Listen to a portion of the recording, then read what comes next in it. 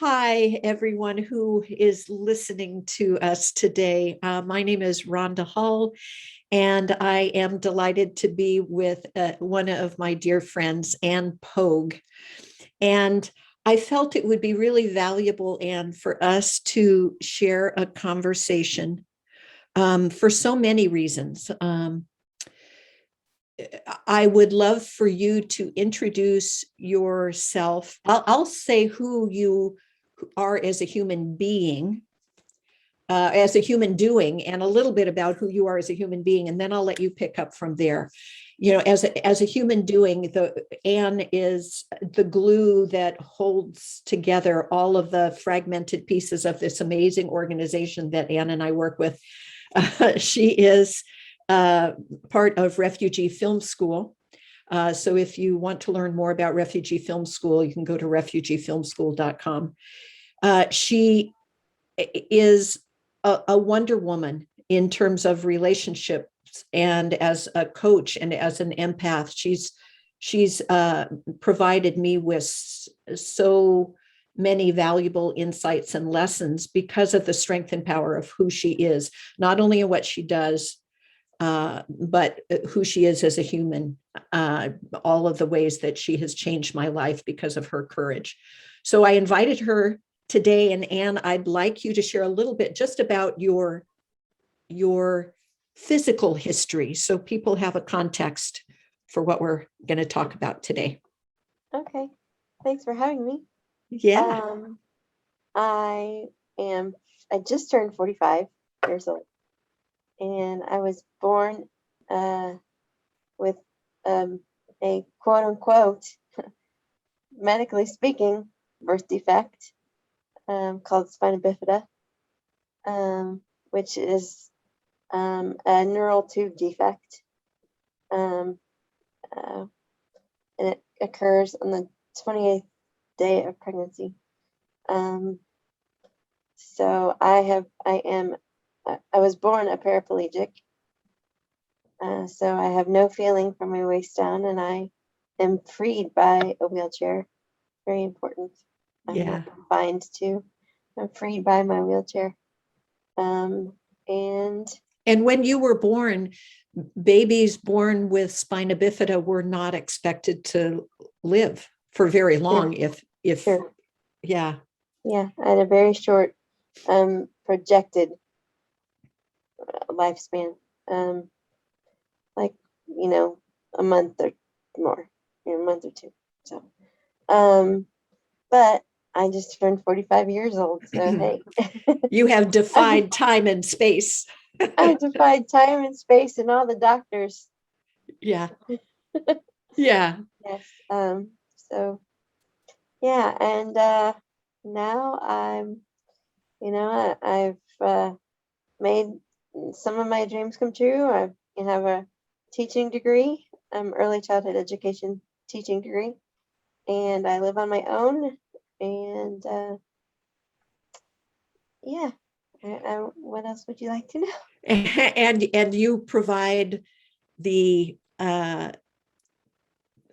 glue that holds together an organization. So you have certainly proven that we don't need to be confined by apparent limitations, that now, because you were born with spina bifida, you really haven't known anything else. No, I have not. Yeah, that's go ahead. Yeah, and so I know that I focus on creating a way where conversations around death and dying can be not something morbid, but how can we use death as the reminder to live fully? And I know that I had my near-death experience when I was 17, and you have had 86 of them. Now, I had certain perceptions, certain experiences that I recall. However, you have confronted death consciously 86 times.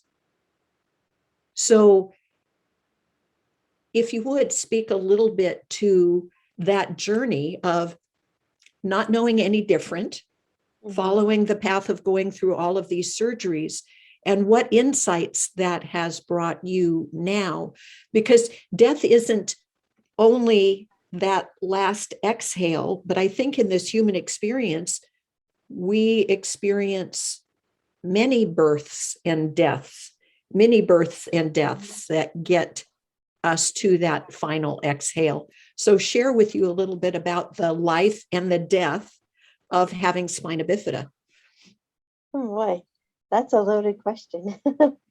Well, I mean, I can speak to the 86 surgeries. Yes, I have had 86.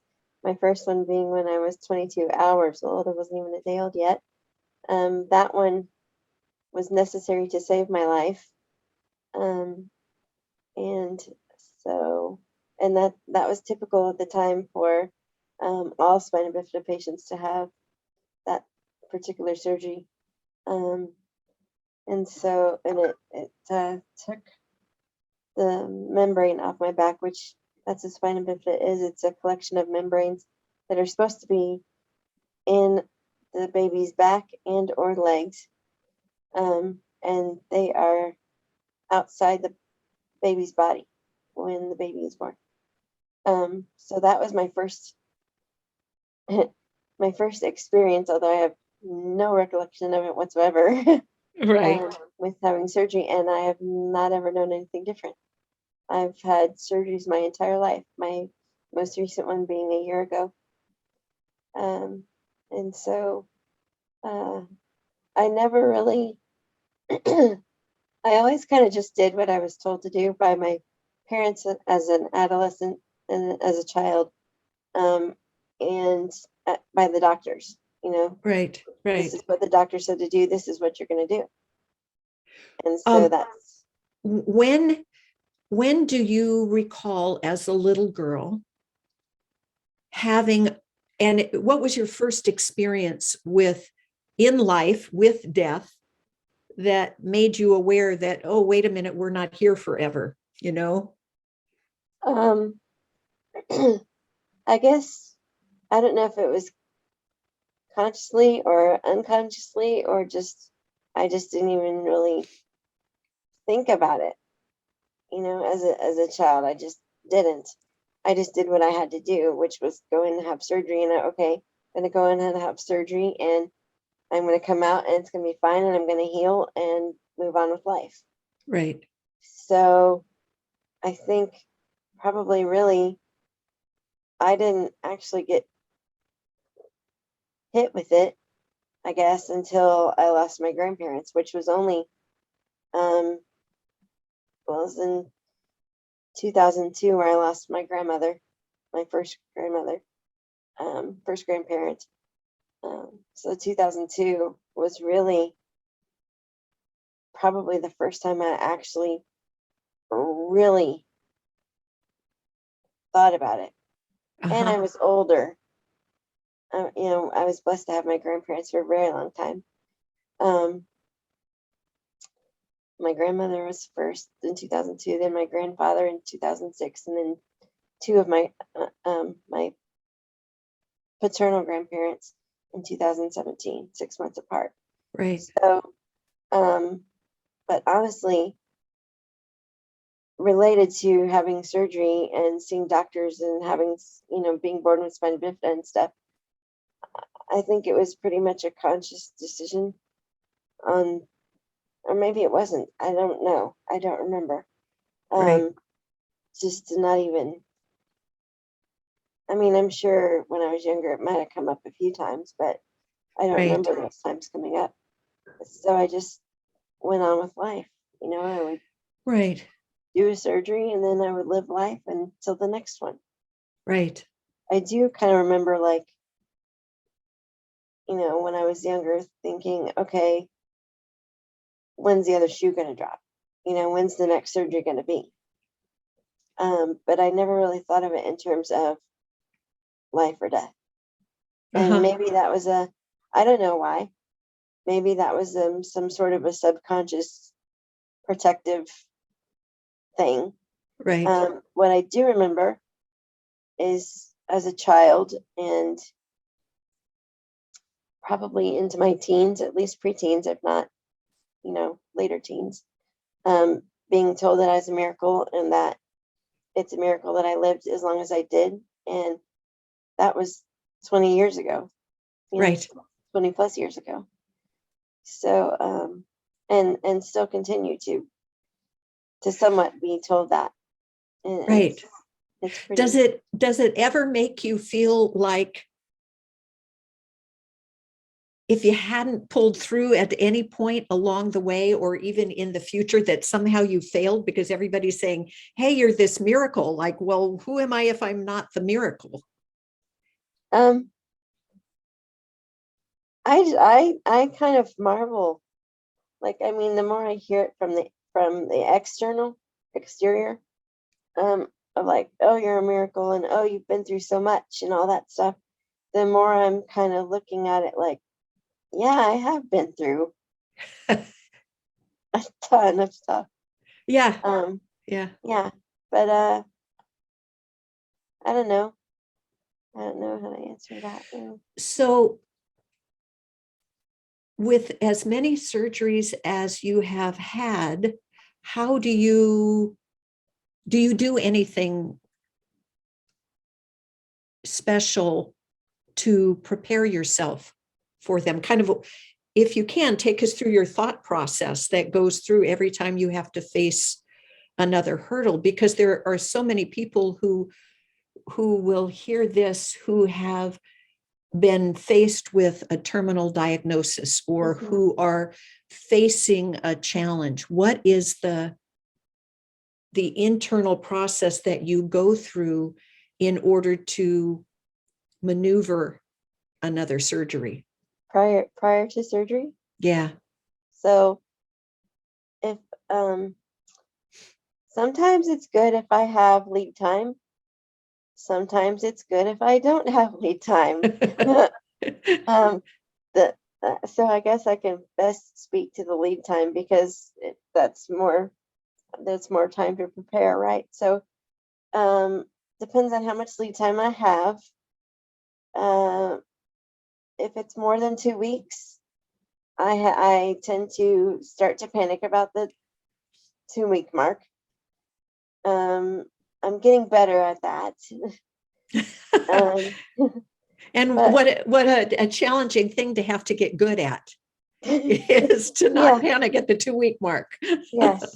So I do, but I tend to panic around the 2 week mark, because that's when, the pre-op testing typically starts and the really starting to think about the logistics and, and the packing and how long of a recovery is this going to be?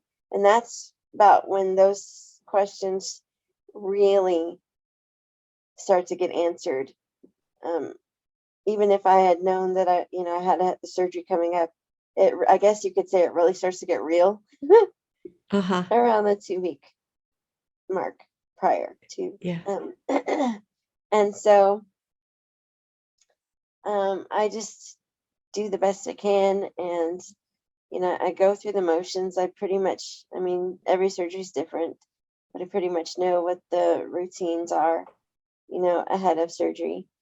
Like, all the pre-op testing and the packing and seeing all the doctors and Right.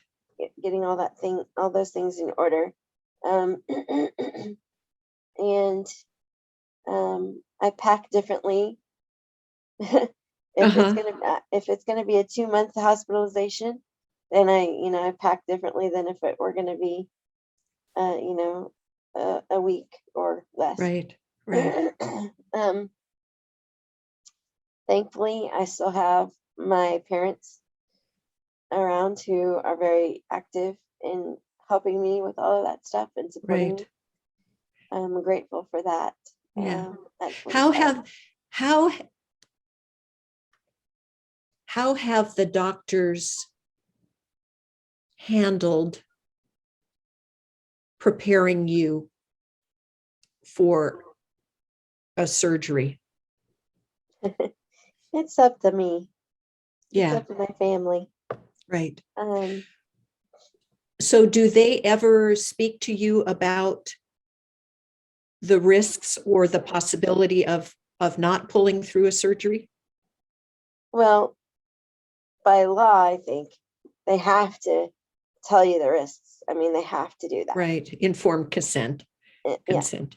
So they have to do that. So yes, in that way they do. And really in other ways, not so much, which is fine with me. That's totally Right. fine with me because the less I think about it, I think the better. Right. You know, especially the older I get, the older I get, the less I want to think about it because probably the more real it becomes. Right. And Right. it's just not something that you think about or at least me, at least not something that I thought about as a child, Right. you know. Right. But now, defying doctors' odds, the odds that the doctors have given me for years and years and years, and at 45, it becomes more real. Yeah, it's an interesting process of letting go of the labels or expectations or Mhm, that were given to you, because the mhm. power of suggestion is a huge part of it. Oh, yeah. Needing to hold yourself in a space as if you are going to survive through surgery 86, whatever, how each one along the way, and still somehow being aware that that thought is there. And the Yeah. truth is, nobody gets out of this lifetime alive. So we're all faced with that. We're just going through, because of your diagnosis, that label being put upon you, and then all of the statistics, you Mhm. go, well, I know with my 70th birthday, it goes, well, no matter how I cut it, there are fewer years ahead Mhm. than there are behind. And because of your diagnosis, you feel like, ooh, that's been consolidated. Like we do, but I've proved them wrong so far. So I Yep. could live to be 70, 80, 90, 100. Yeah. Yeah. And truthfully, I mean, I did grow up, being told that my lifespan was shorter than others. However, with modern technology and things, um, it's not always the case anymore.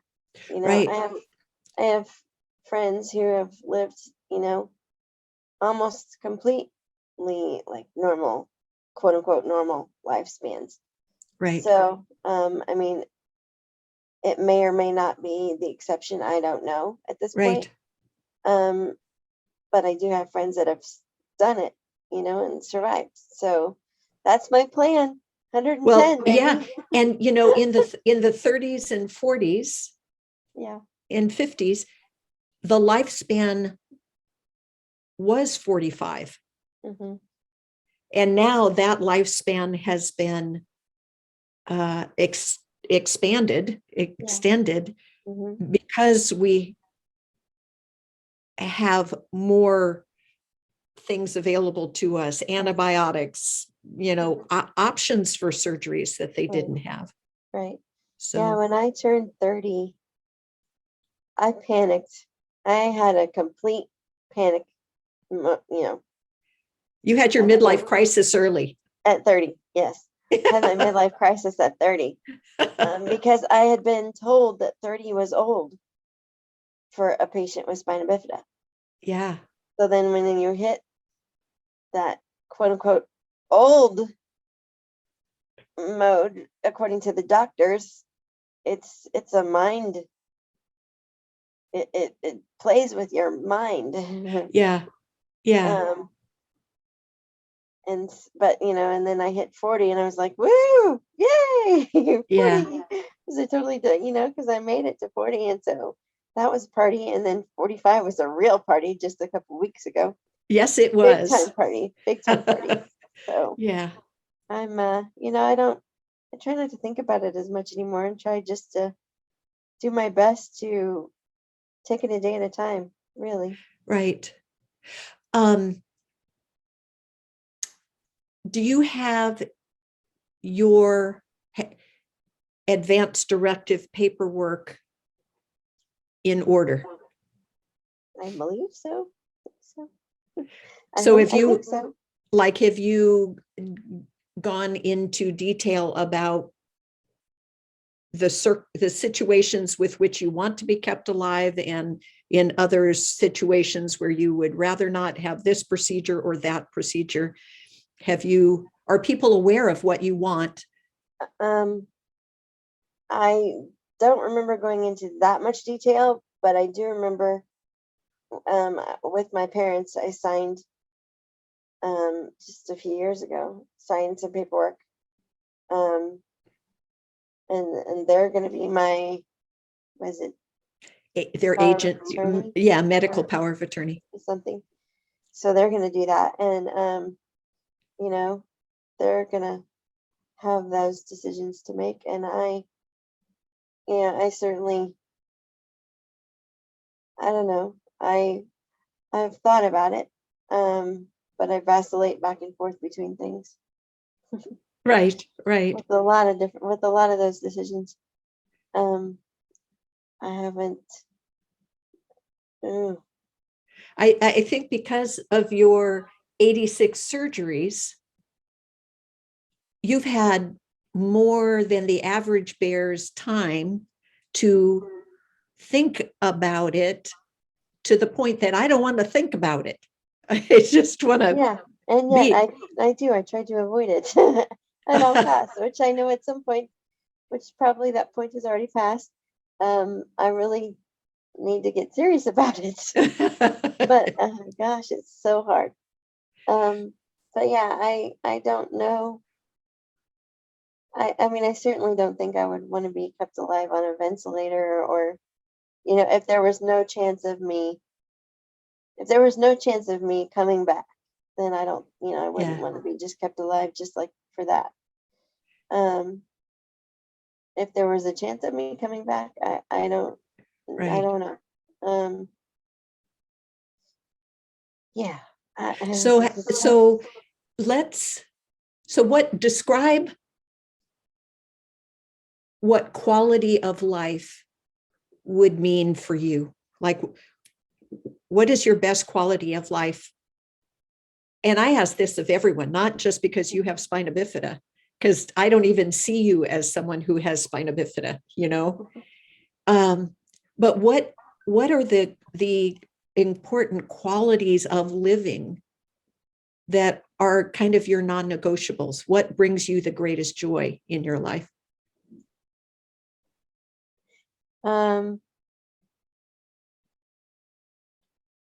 Friends, family, music, that, I mean, those are, most important to me. Yeah. As far as like quality of life, I mean, you're talking to somebody who has been on bed rest for a year and a half, and another time for 7 months. And whenever I have another skin graft pressure sore surgery, it's an automatic 3 months on bed rest. So right. I'm good at bed rest. That's not a, I can do that. That's not a thing for me. Yeah. So as long as I'm, breathing and, I have a chance of healing, then, I don't want to give up. I'm not a giver upper. Giver upper. Yeah. Well, and easily. And I know you, and many in our leadership circle know you, and many of the many musicians and singer-songwriters that you have in your circle, that everyone knows you to be that light.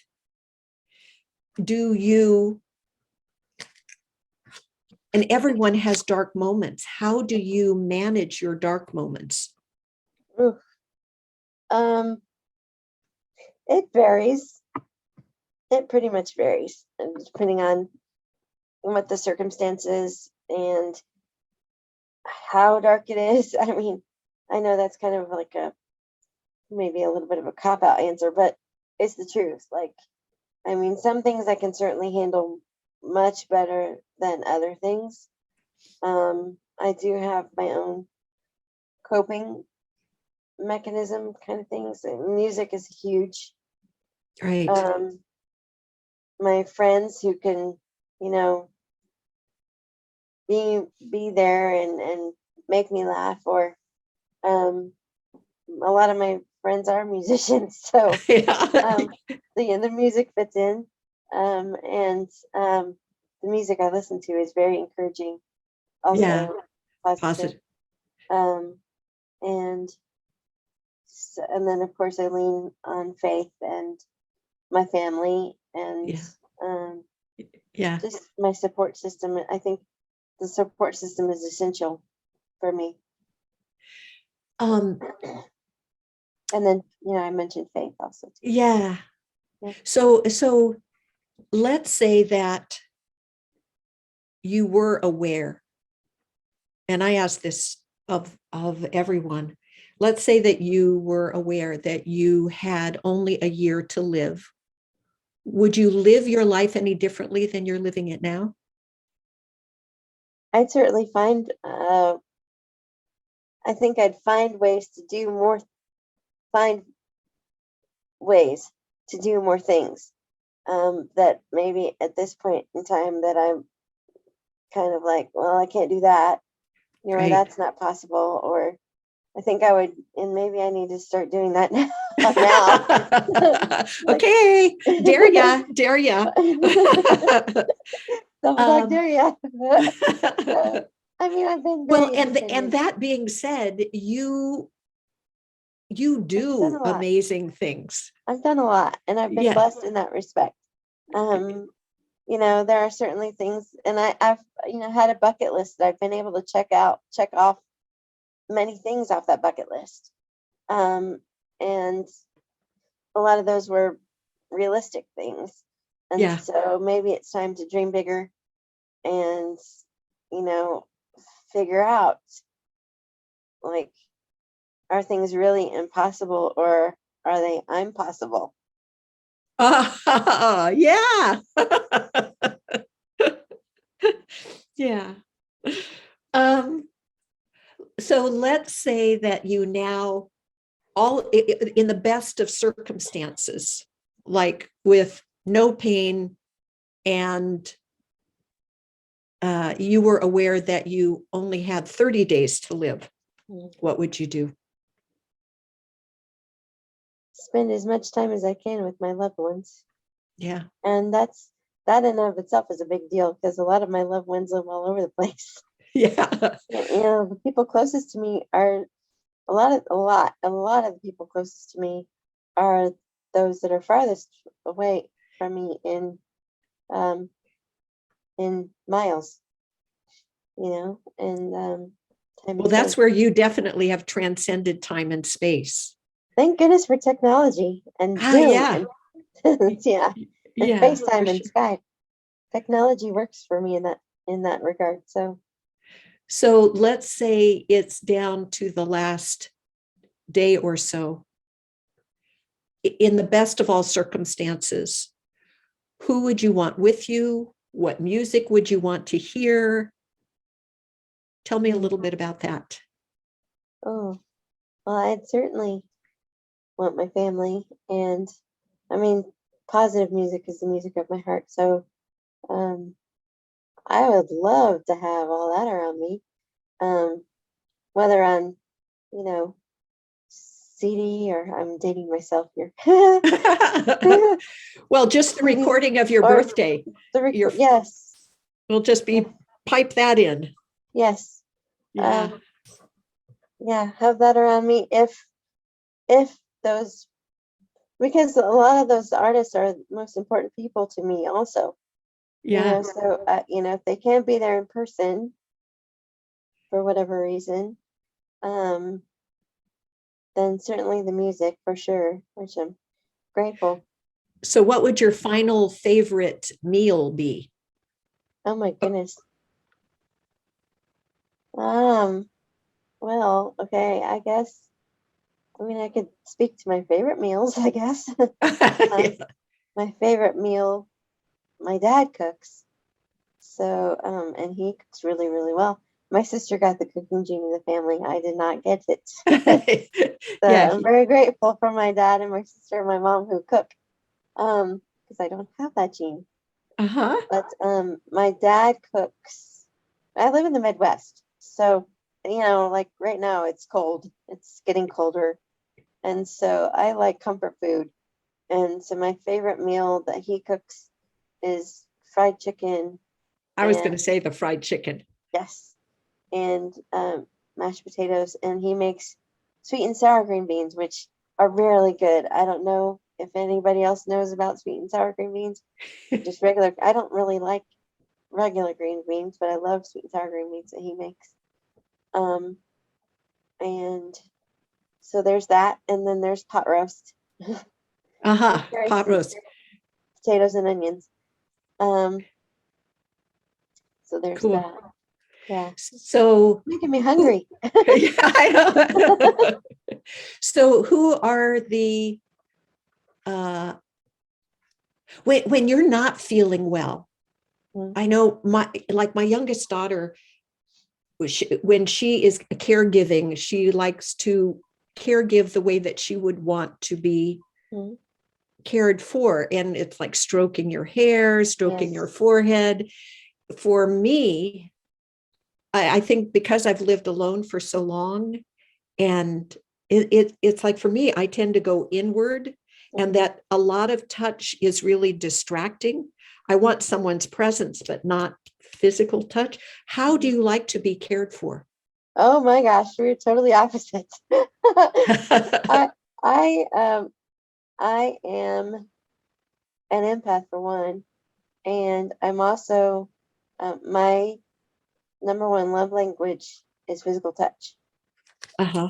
And so I will eat that up like ASMR. I'm not sure if you're familiar with ASMR, but oh my gosh, I can watch ASMR on YouTube videos and get the tingles all over the place. Like that's just me. I don't even And know what it is. What are you saying? M it's ASMR. And A I have to S look it up, M remember R. what Yeah, it stands for. I'll look it up. But it's the tingles that you get, like, Yeah, well, if you don't like angel somebody playing, bumps. yes, the goosebumps. Yeah. Um, but like I can get them in a nanosecond Uh-huh. when somebody is like, rubbing my arm or scratching my back or Yeah. playing with my hair. I'm like, more, please. Please, Yeah. sir, may I have some more? Yeah. uh, I love that. It's my favorite thing. Yeah. Um, and so there's a lot of that. And I have family members who will step up, especially when I'm going through something or if I'm in a hospital bed or something, that they will step up and do that, even if that's not necessarily an Yeah. everyday thing that they will do. Yeah. Um, so Now, have you yeah, thought about what you want to happen after you pass? nope, Oh, nope, like cremated, nope. burial at sea, That shot into the Tesla that's floating around the that universe. has been my grandparents, my paternal grandparents. I was very, very, very, very, very close to, and they posed that question to me before they passed. Whether I wanted to be that they wanted me to have a plot next to them because they were buried. Um, they asked me if I wanted to have a plot, and before they passed, I couldn't answer them. My parents and my sister already have their whatever you call them when you're cremated, Uh-huh. thing in the wall. Yeah, the crematorium or the Yeah, columbarium. The yeah. So columbarium. they already have that. Um, they've already secured that. Um, Me, I haven't decided. I don't know. And I know that it's something, and it's been topic of conversation for years.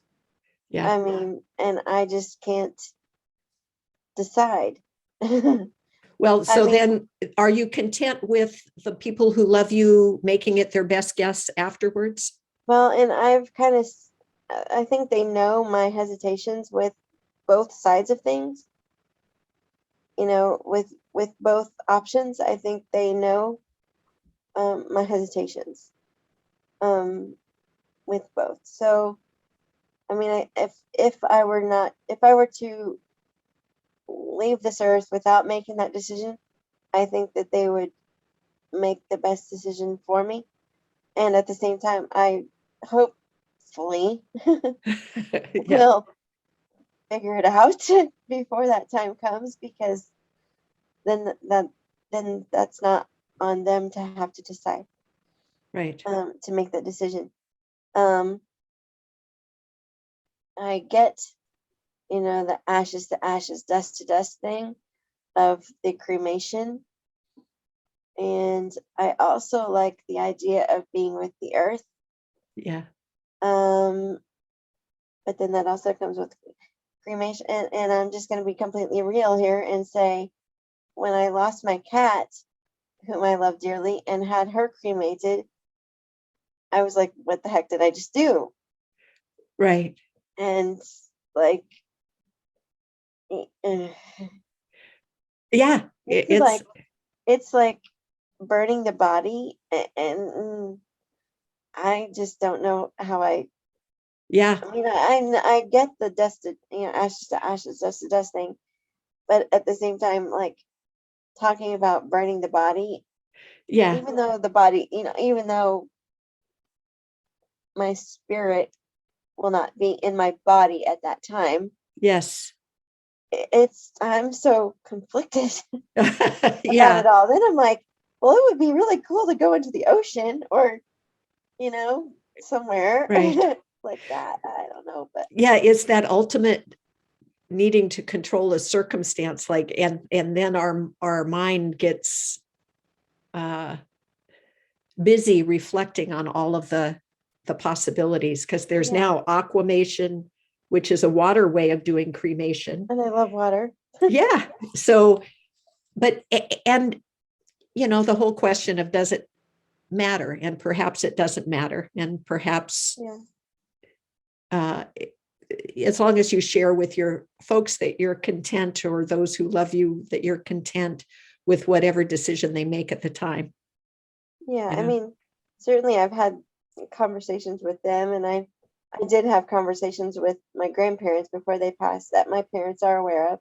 Right. And so, but they're also, or not but and they're also aware of where I am right now, which is in Yeah. conflict of, like, trying to figure it out. And Right. I mean, and you're right. Like, at some point, I'm not gonna care. At Right. this point in time, I do care, and at this point in time, I don't know what the answer is. Right. Um, So if and you had to now, I mean, so the jury is out, mhm, you're the yeah. percolating possibilities. If you now had to um, express what your legacy is in 5 to 10 words, what would it be? Uh, in 5 to 10 words. Um, let's see. Um, I took a course, a coaching course, last year, I think, and it was all kind of about what's your message Mm-hmm. thing, and and the by the end of it, it was a short-term course Curse. course. Course. No curses, just a course. Your legacy is far from a curse, Ann.